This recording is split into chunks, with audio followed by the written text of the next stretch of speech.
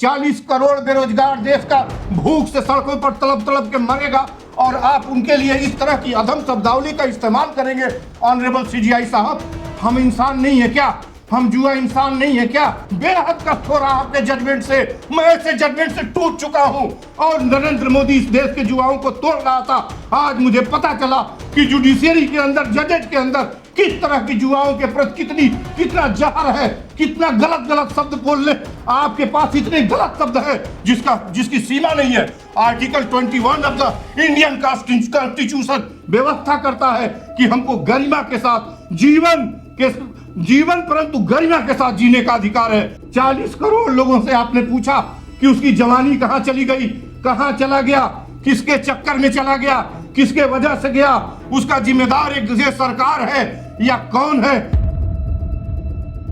जो लोग सिस्टम की नाकामी पर सवाल उठाते हैं, जो लोग सोशल मीडिया पर सच लिखते हैं, वो लोग जो भ्रष्टाचार के खिलाफ बोलते हैं, वो लोग जो किसी की मदद करना चाहते हैं, वो सरकार की नज़र में ही खटकते नहीं हैं, वो सुप्रीम कोर्ट के चीफ जस्टिस को भी खटक रहे हैं। सीजीआई ने ये कहा कि देश का जो युवा है वो बेरोजगार है, वही एक्टिविस्ट बन रहा है और वही इस तरीके की चीज़ें कर रहा है, वो समाज का काकरोच है। तिलचट्टा जानते हैं?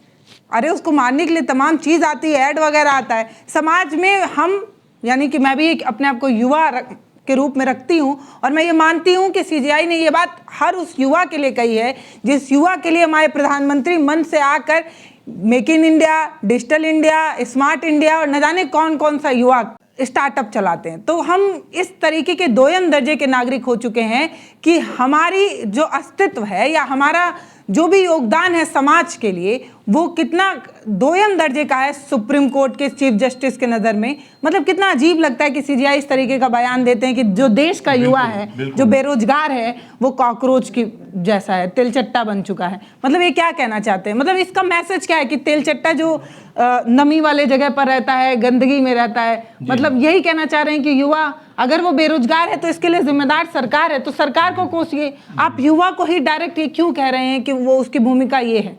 तो मतलब अगर आप सोशल मीडिया पर चीज़ें बोलते हैं, सच बोलते हैं, एक्टिविस्ट हैं, तो आप जो है वो इस भूमिका में हैं। सीजीआई ये कहना चाह रहे हैं, इस पर क्या कहेंगे आप? पल्लवी, वेलकम आपको। और जो है बहुत दुर्भाग्यपूर्ण है कि जिस देश के सीबीआई ये बात करने लगे कि जुआ, इनका भाषण में पढ़ देता हूँ, भाषण नहीं है, सॉरी, इनका जजमेंट का पोर्शन है।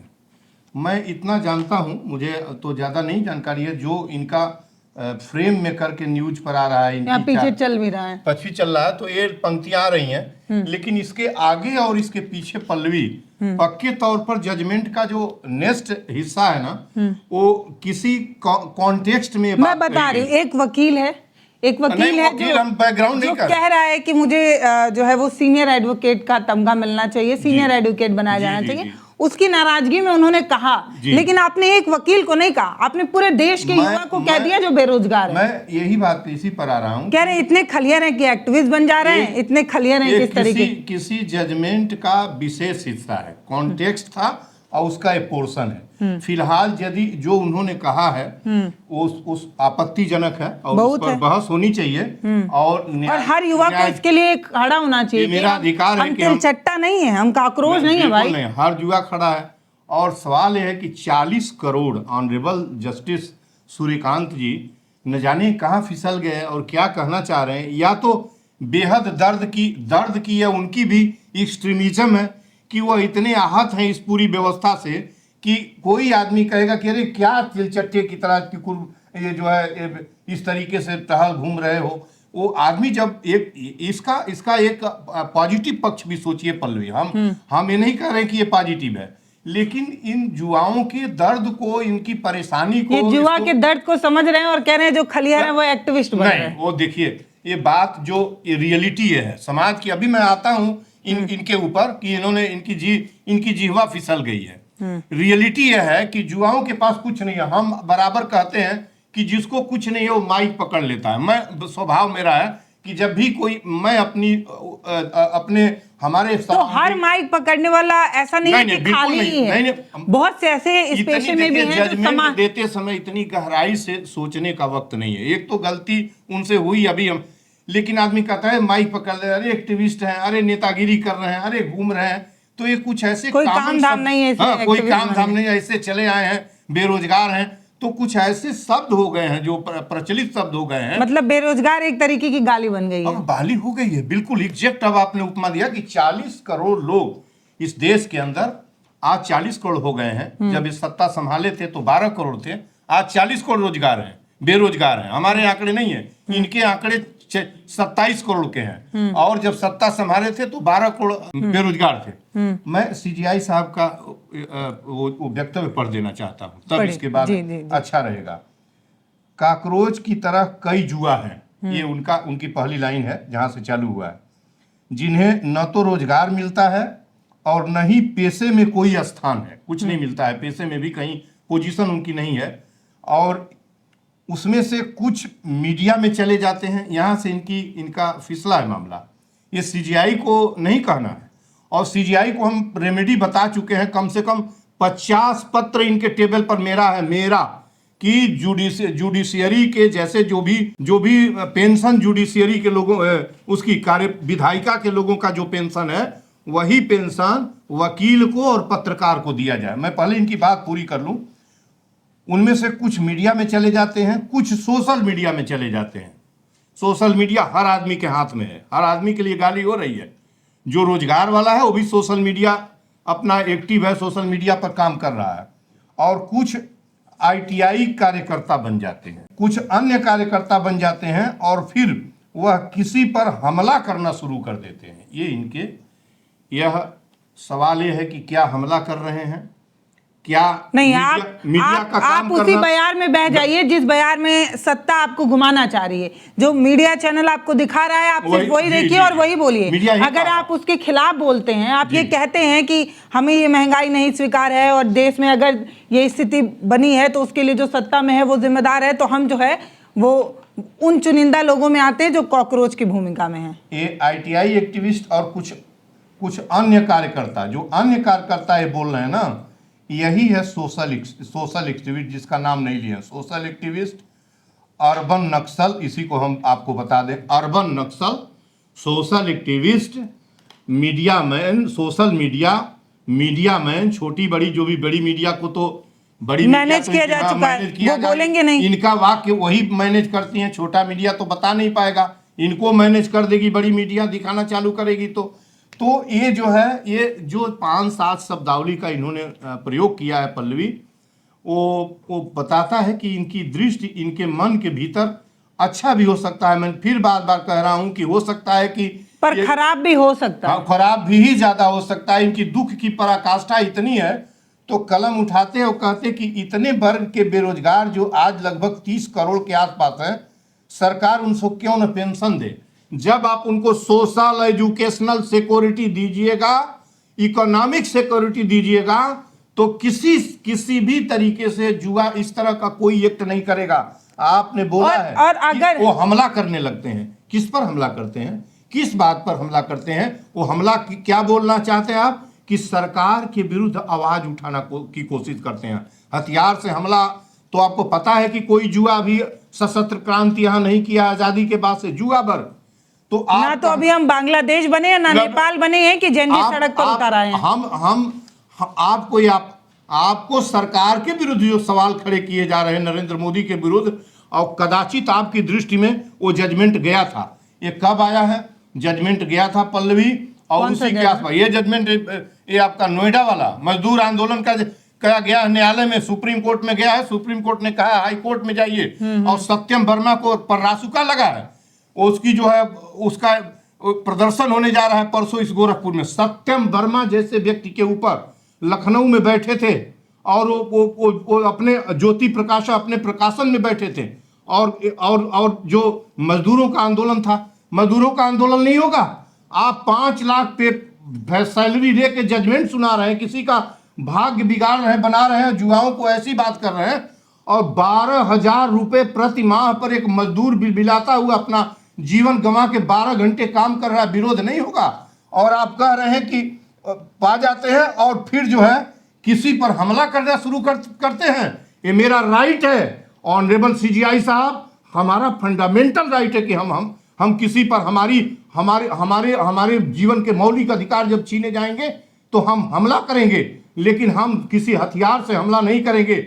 हमको जितनी अधिकार मिला है, भगत सिंह कहा करते थे कि जब तुम्हारे बुनियादी अधिकार पर कोई सरकार छीनती है तो तुम्हारा धर्म ही नहीं कर्तव्य बन जाता है कि उस सरकार को उखाड़ फेंको। आप हमले की बात कर रहे हैं, हम भूख से मरेंगे। 40 करोड़ बेरोजगार देश का भूख से सड़कों पर तड़प तड़प के मरेगा और आप उनके लिए इस तरह की अधम शब्दावली का इस्तेमाल करेंगे। ऑनरेबल सीजीआई साहब, हम इंसान नहीं है क्या? हम जुआ इंसान नहीं है क्या? हम इंसान है जुआ। वो 40 करोड़ जुआ इंसान है। वो माइक पकड़ के चलने वाला सड़क पर मीडिया मैन, उससे पूछ लेते कि उसके घर शाम को क्या खाना मिलेगा, सैलरी नहीं पाता है, कैसे उसका जीवन चलेगा। आपने उस जजमेंट में इसको शामिल कर लिया होता तो कितना अच्छा होता। ऑनरेबल सीजीआई साहब, बेहद कष्ट हो रहा आपके जजमेंट से। मैं ऐसे जजमेंट से टूट चुका हूं और नरेंद्र मोदी इस देश के युवाओं को तोड़ रहा था। आज मुझे पता चला कि जुडिशियरी के अंदर, जजेज के अंदर किस तरह की युवाओं के प्रति कितना जहर है, कितना गलत गलत शब्द बोलने। आपके पास इतने गलत शब्द है जिसकी सीमा नहीं है। Article 21 of the Indian constitution व्यवस्था करता है कि हमको गरिमा के साथ जीवन परंतु गरिमा के साथ जीने का अधिकार है। आप किस तरह का जजमेंट दे रहे हैं? 40 करोड़ लोगों से आपने पूछा कि उसकी जवानी कहां चली गई, कहां चला गया, किसके चक्कर में चला गया, किसके वजह से गया, उसका जिम्मेदार एक दूसरे सरकार है या कौन है? उसके ऊपर से आप इस तरह की शब्दावली का इस्तेमाल कर रहे हैं। जुआ जाए, जुआ कर ले, माइक लेकर चलना अपराध है क्या? क्या मीडिया में बनना अपराध है? क्या सरकार की गलतफहमी को उजागर करना? आरटीआई एक्टिविस्ट के रूप में, आरटीआई एक्टिविस्ट आपके सरकार के ऊपर, सरकार का, आपकी हिंदुस्तान की भ्रष्टाचार को दूर करने में वो काम कर रहा है जिसका कोई जवाब नहीं है। आरटीआई एक्टिविस्ट, आरटीआई एक्ट को आपने, आरटीआई एक्ट खत्म करने की अपील स्वीकार कैसे की? तुषार मेहता की स्वीकार कैसे की गई? अभी नरेंद्र मोदी की सरकार ने कहा है कि अब आरटीआई की जरूरत नहीं है। अब जो है ये जो है आपका जनहित याचिका पर आपने जनहित याचिकाओं को समाप्त करने का आरटीआई अमेंडमेंट कर दिया। आधे से अधिक इशूज पर आप कहते हैं आरटीआई पे कि सूचना नहीं दी जा सकती। ये कौन लोग हैं? आप इस तरह की बात क्यों कर रहे हैं? ऑनरेबल सीजीआई साहब, कहां जाएंगे 40 करोड़ बेरोजगार?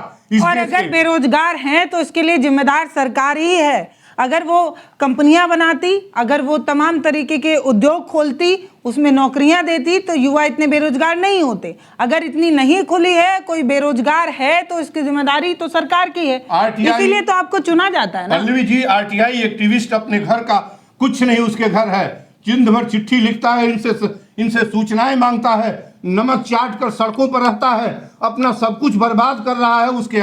उसके अंदर थोड़ी सी अभी देश और नेशन के प्रति थोड़ी सी ईमानदारी जगाने के प्रति जो उसकी जिजीविसा, जो उसकी ज्योति है, रोशनी अंदर की, उसको भी आप ये गाली देकर बुझाना चाहते हैं। ये अपमान नहीं है तो क्या है? और आपके दिल में यदि किसी तरह का इस पूरी सिस्टम से आप यदि सच में द्रवित और दुखित हैं तो इस शब्दावली के ऊपर आपको कहना, सरकार को बुलाना चाहिए कि सरकार से पूछे होते कि बताओ तुम्हारे देश में अंदर 40 करोड़ लोगों के लिए क्या व्यवस्था है? 1000 लोग इस देश में मिनिस्टर हैं, 1000 कार्यपालिका के सदस्य हैं, अप्रॉक्सीमेट मैं बता रहा हूं, 5000 व्यवस्थापिका के सदस्य हैं, एमएलए और सांसद मिलके, 1000 कम से कम इस देश में मंत्री और प्रधानमंत्री से लेके नीचे तक है। इनकी सारे इनके लूट, इनके खर्चे, इनके लग्जरियस जीवन, ऐश्वर्य वैभव का जीवन, इस पर आने वाले खर्चे को कर्टेल कर दिया जाए। 40 करोड़ नहीं, 40 लड़का इस देश का बेरोजगार नहीं मिलेगा। आप लोग हवेलियों में बैठ के ये जजमेंट हो सकता है, ये जजमेंट का विषय हो सकता है। क्यों इस तरह की शब्दावली का इस्तेमाल किया गया है? और कॉन्स्टिट्यूशन इसकी अनुमति नहीं देता है। एक को भी, भीख मांगकर खाने वाले को भी सम्मान पूर्वक जीने का अधिकार है। वो भीख ही मांगता है, उसी में उसका सम्मान है। आप उसको काकरोच, तिलचट्टा और इन शब्दावली से बुलाएंगे। इन शब्दावलियों का इस्तेमाल आपके ऊपर, वह हथियार आपके पास है। आप एक आदेश देकर देखिए, 40 करोड़ युवाओं का कल से भविष्य बदल जाएगा। और ये माफिया डॉन, हिंदुस्तान के डकैत और चोर, मैं नहीं कहता हूं, ऑनरेबल जस्टिस मार्कंडे काट चुका है कि चोर, लफंगे, डकैत हैं और मैंने तो बहुत पहले ही कहा था, उनका शब्दावली है कि मैंने बार बार और बहुत पहले ही कहा था कि इन सभी को पलटका देना चाहिए। इन मेंबर्स के लिए कहते हैं, मंत्रियों के लिए नहीं। ये तो गलत है। अरे गलत क्या है, जजमेंट सुप्रीम कोर्ट का लेख मैं, मेरा कुछ नहीं है, दिखाता हूं, अभी बोलता हूं। आप गलत कह रही हैं, कहीं कोई गलत नहीं है, जो सच है उनका मैं दिखा देता हूं। अभी आप बोले, मैं दिखाता हूं। अभी देखिए जजमेंट उनका मैं लिख, पर हम ये फांसी पे लटका देंगे, क्यों नहीं लटका देंगे? ये गलत। एक ने उनका आगे क्या कहे सुनी है, आगे उन्होंने कहा कि एक आदमी जब एक व्यक्ति की कोई करता है, एक हिंसा करने वाले को, एक आदमी के लिए एक आदमी को फांसी पर लटका दी जाती है, और करोड़ों लोगों का जीवन ये नष्ट करते हैं। ये उनका वाक्य है। आप कहें मैं बस दिखाता हूं, और ऐसा नहीं है हम ये। और लेकिन आज मुझे बेहद आपत्ति है इस तरह के किसी भी बात से। मैं और बेरोजगार किस तरीके का, जब हम अपने देश के युवा पर गर्व करते हैं, तब देश का युवा उत्साहित होकर देश के लिए काम करने के बारे में सोचता है। इतनी बेहतरीन लाइनें, न जाने कितनी बार हम अपने युवा वर्ग को उत्साहित करने के लिए कहा करते हैं कि जिस ओर जवानी चलती है उस ओर जवाना चलता है, लेकिन हमारे यहाँ जवानी को ही तो कोसा जा रहा है। जो युवा है, जो बेरोजगार है, वो तिलचट्टा है, वो एक्टिविस्ट है, वो सोशल मीडिया पर आकर सरकार की नीतियों का विरोध करता है। उसको बस विरोध करना आता है, उसको बस सवाल पूछना आता है। तो सवाल पूछना कब से लोकतंत्र में बुरा हो गया? लोकतंत्र में सवाल ही तो है जो लोकतंत्र को जिंदा रख रही है, नहीं तो उसकी सांसें कब तक। हम मार्कंडे काटजू जी का बयान बोल दें, इसलिए कि आपने बीच में हमको रोका है। तो आप एडिटर हैं और इस भारत एक नई सोच की एडिटर हैं, तो मैं कुछ भी ऐसा नहीं कहता जो कहीं पढ़ा नहीं रहता हूँ। मार्कंडे काटजू ने कहा है, एक चैनल पर कहा है, चैनल का नाम हमें नहीं याद है, जिसको जरूरत होगी देख लेगा। उन्होंने कहा है कि यह जो विधायिका कार्यपालिका के सदस्य हैं वो क्या हैं? चोर हैं, गुंडे हैं, लफंगे हैं, डकैत हैं, सत्ता पैसे के चक्कर में, उनका शब्द है, उसके लिए सब कुछ करने को तैयार हैं, जनता को धर्म और जाति पर बांटते हैं। और मैंने तो पहले ही कहा था, मैंने बहुत पहले कहा था कि ऐसे लोगों को फांसी दे देनी चाहिए, क्योंकि एक व्यक्ति की हत्या करने के लिए सजा फांसी की मिलती है, और ये तो न जाने कितने लोगों के ऊपर जुर्म ढाए रहते हैं। ये एक ऑनरेबल और यशस्वी जज का, जो